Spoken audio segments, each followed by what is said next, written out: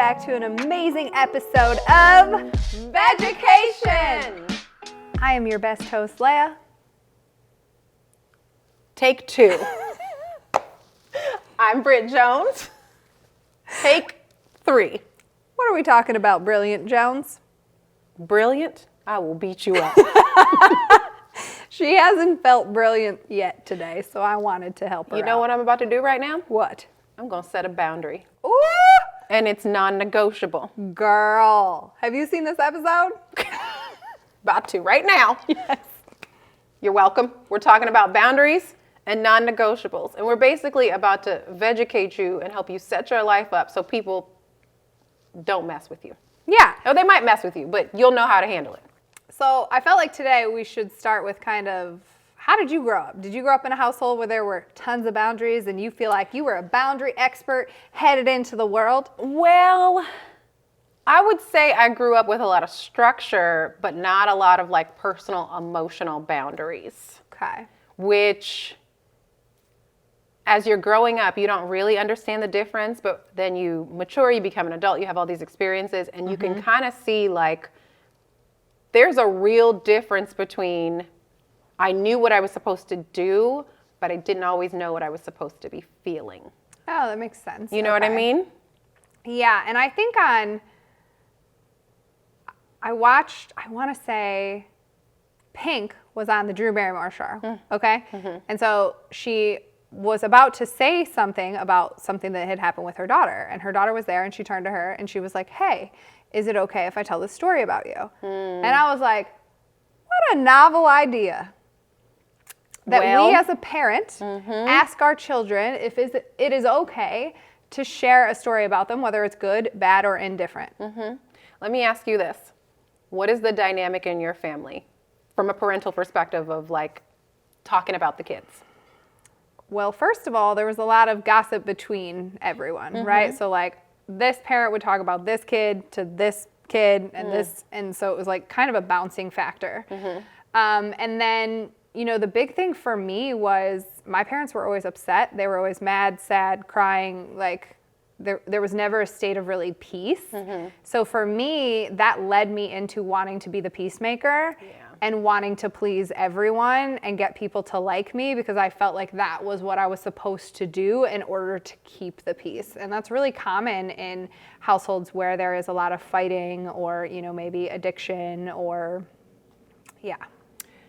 So in my childhood, it was anything that happened to you, the parent had free reign to tell the siblings, the aunties, the uncles, the grandma. And so how that shows up in my adult life is I'm very protective and very private with my life now, with my kids, with what I share on social media. Because if I don't want it to be talked about, you'll never know it happened. Because that expectation was set very young that whatever you share, even if it's just to a parent or to a sibling or to a cousin or to whom, like if you share something one-on-one, it's going to be shared to everyone. Shared to everyone. And so we lose that trust factor, right, within our family dynamics. And, you know, then we look for it maybe in friendships where we're like, can I trust this person? But it can also lead to us testing people, right? Like, ooh, how's this person going to act if I tell them this? So true. Yeah, and so we'll do like these little test bombs. But the place that it recreates itself so much more is in our parenting and then also our relationship with our spouse. So because I felt like I was trying to constantly seek love and validation and everything's okay, you know, going into my marriage, like I also wanted that for my spouse.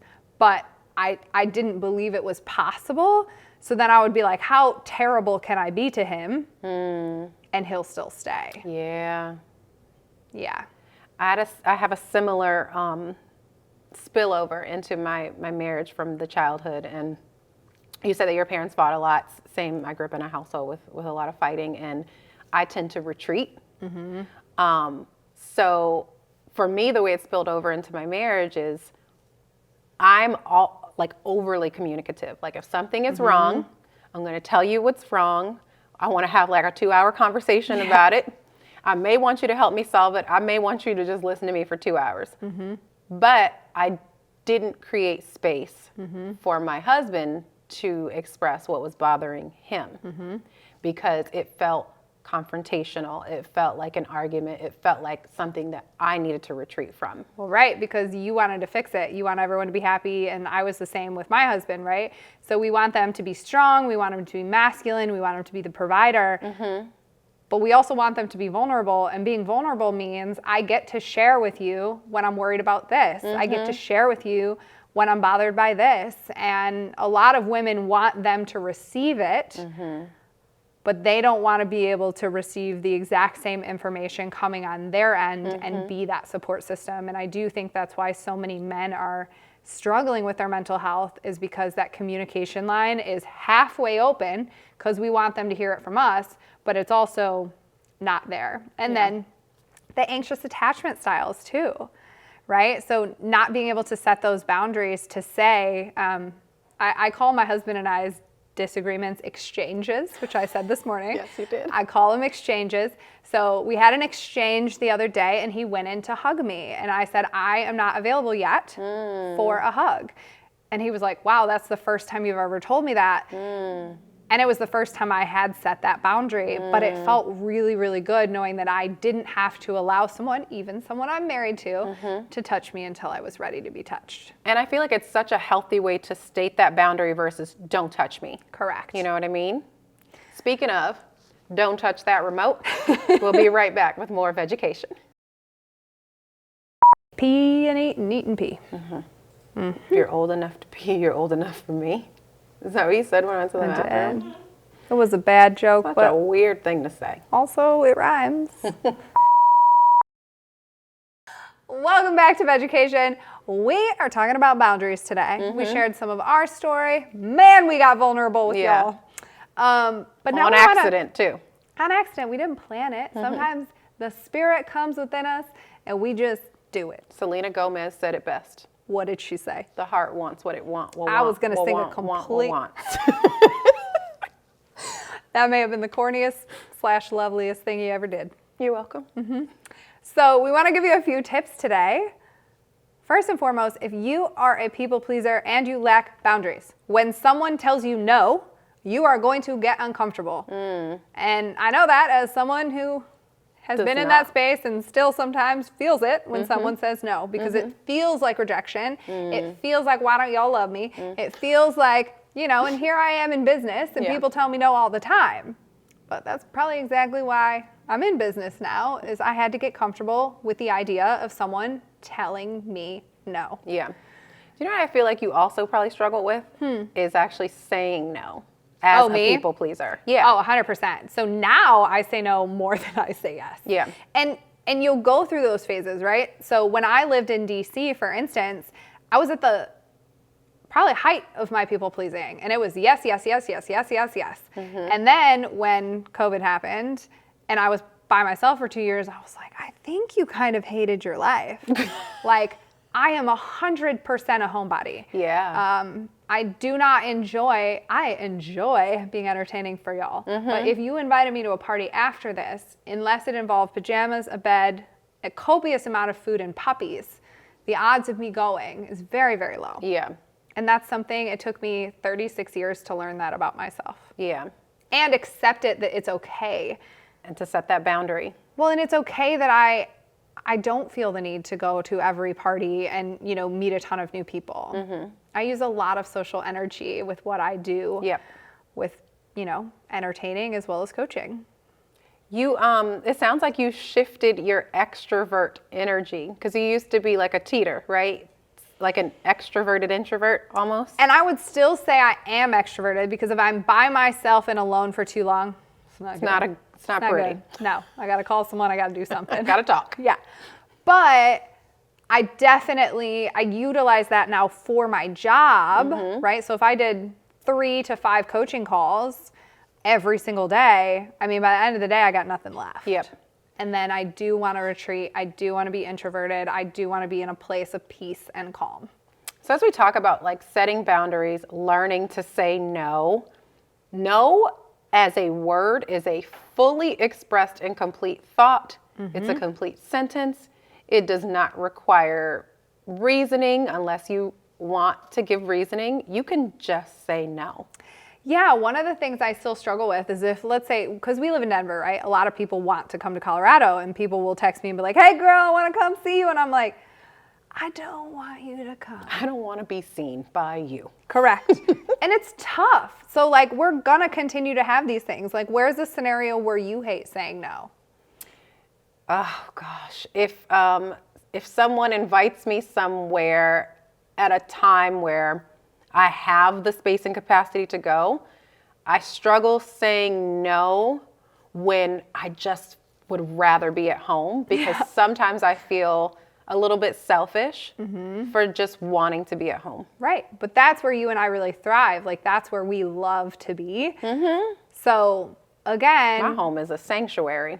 Yeah, I love when being at home. I do too. We're the same way. We had a hard time when I lived here because we both were like, I really want to be at home. 5 miles down the road, but who's gonna leave? Correct. Okay. Also, the sense of urgency culture, right? Like, that's a boundary. You text message someone, you're really good at this, about never texting back. Not never. She'll text back eventually. 10% of the time. Correct. Or seeing it and then not texting back. She'll be like, oops, I forgot. But I have to say, it is legit. Sometimes I think I responded and I didn't. Yes. Like, in my head, I typed out something and hit send, but in reality, I laid in the bed and ate a cookie. yeah.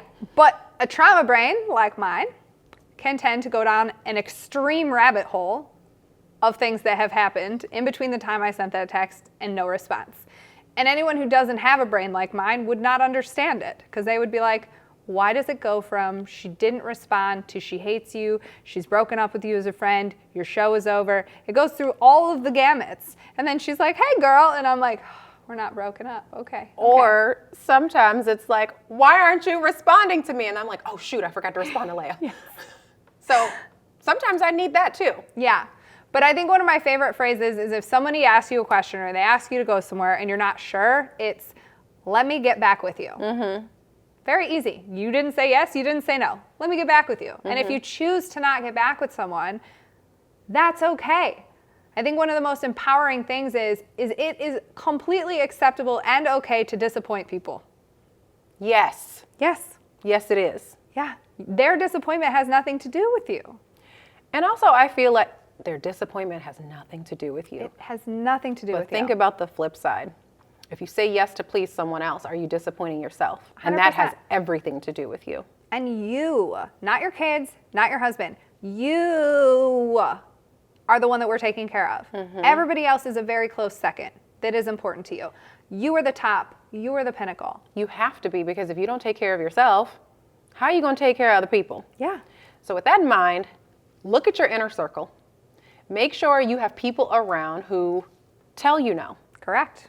Ask you if you're sure. Who set boundaries. Who challenge, hey, have you thought about it this way? Have you thought about it that way? You know, one of the hardest things to say to a friend is like, I feel like you're kind of being mean today. And I don't know why, but can I help you out? What are you stressed about? Are you tired? Are you hungry? You know, asking, I feel like some things off are different. If you can't do that with your circle, you're not real friends. No, I think you need to find a new circle. So, yeah, but don't find a new channel, because we got more Vedgecation coming right up. 3. Wait, are you bringing it or I'm bringing it? I can bring it. Okay. Do you want to bring it? It's already been brought in. Oh my God. Go. Welcome back to Vedgecation. We are talking about setting boundaries, having people in your life that tell you things you don't want to hear, essentially. They're setting boundaries. You have to. It's so important to have people in your circle who challenge you, who push back.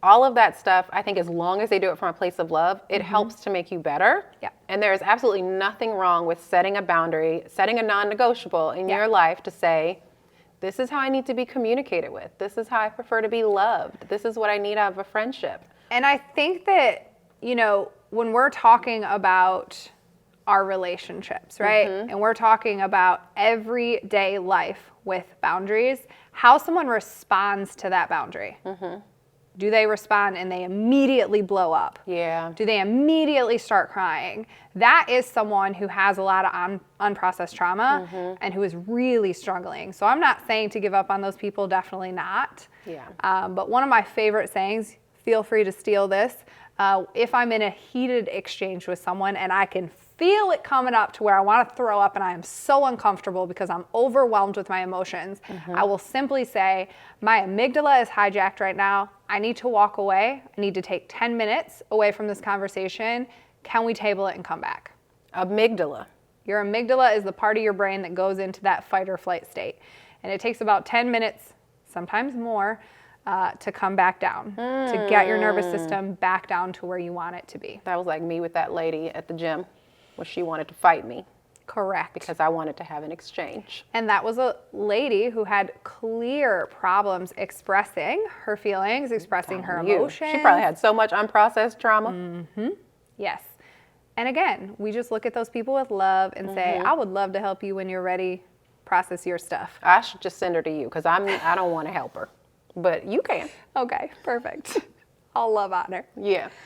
Would you say that setting boundaries, does it always feel good at work? I feel like it's sometimes harder to do. It's hard in general, I think, Yeah. to set boundaries unless you're someone who's like expert level.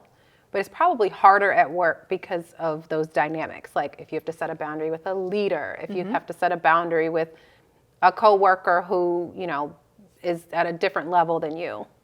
Yeah.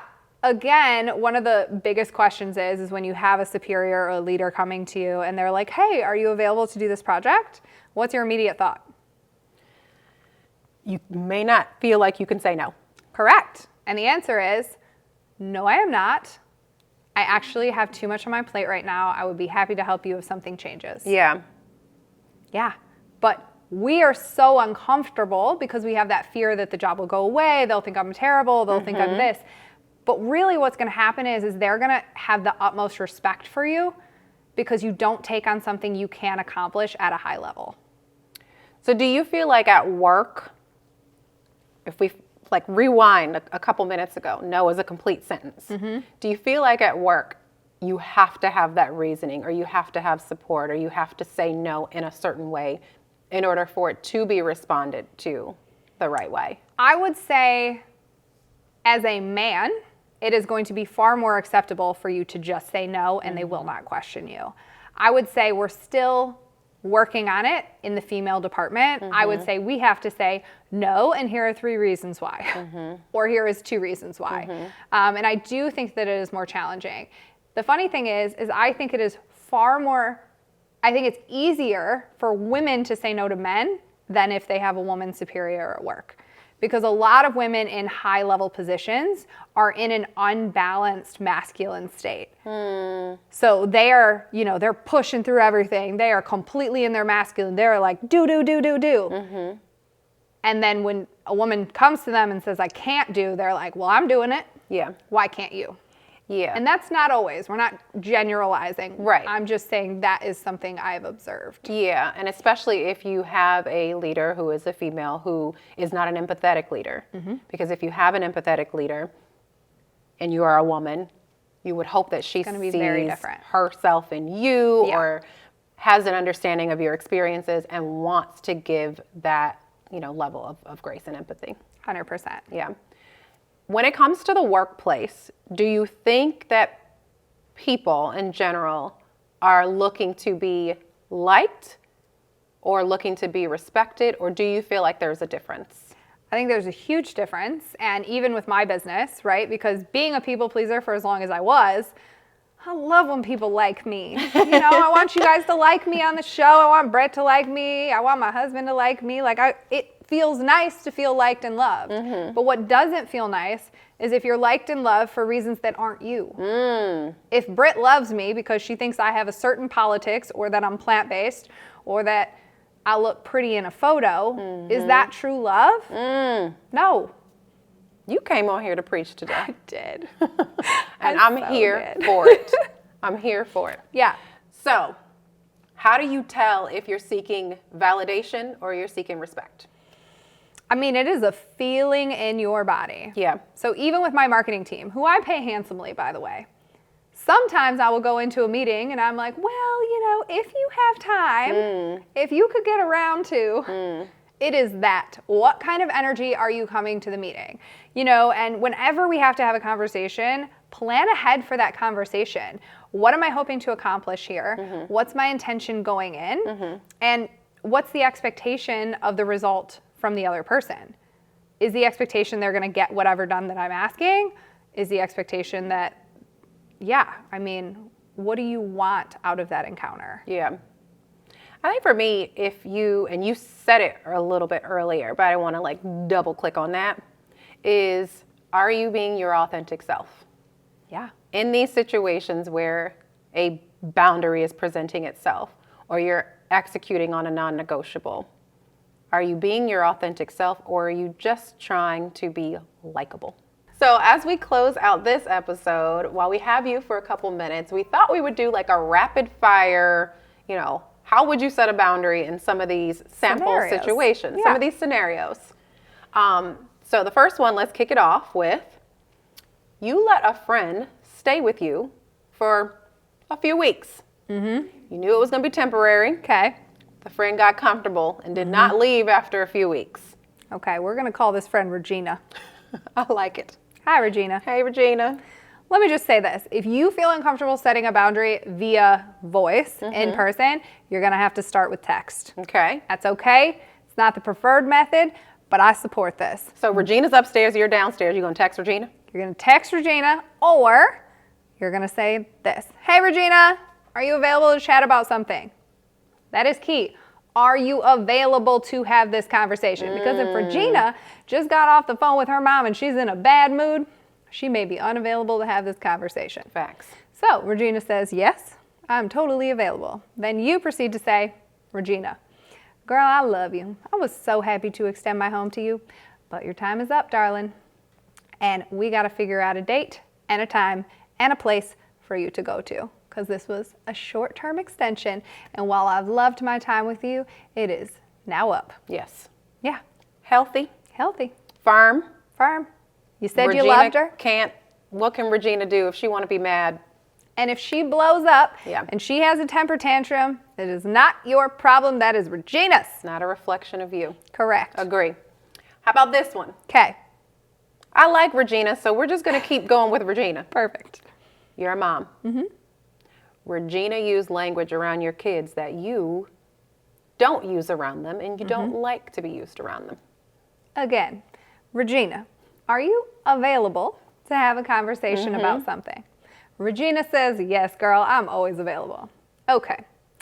So it's really important to me to keep my children in positive surroundings. And while I cannot control what is said around them outside of my house, I can control what is said around them inside my house. So these are the couple of things that you have said that I'm just not okay with. Would it work for you to find a different way of communicating that? I love that. Yeah. I love that. And I like how you always start with making sure it's a good time for the other person, because that can be the difference between if they receive it or if they explode. 100%. Okay, last one, rapid fire. You're in a social setting. Yes. People are drinking. You don't want to drink. Oh, I love this one. And almost always the question is, or the response back, are you an alcoholic? It's none of your GD business. So, Sir, ma'am, Regina. I don't want to drink. Why are you drinking? Well, if God gave me anything, he gave me the gift of choice. And tonight I choose not to drink. That's it. Keep it calm, keep it clear. You don't have to explain anything to people. You could say, my vibe towards alcohol is not high, so I don't drink it anymore. Or, I hate the taste of it. Doesn't matter how you say it, it's a no from me. Yeah. It's a no for me, dog, like Randy Jackson. And on that note, are you feeling Vedgecated? Sure am. Good. All right, well, that wraps up boundaries with Vedgecation. So we're going to blow over those boundaries by asking you to come back next time. And expecting you to do so. See ya.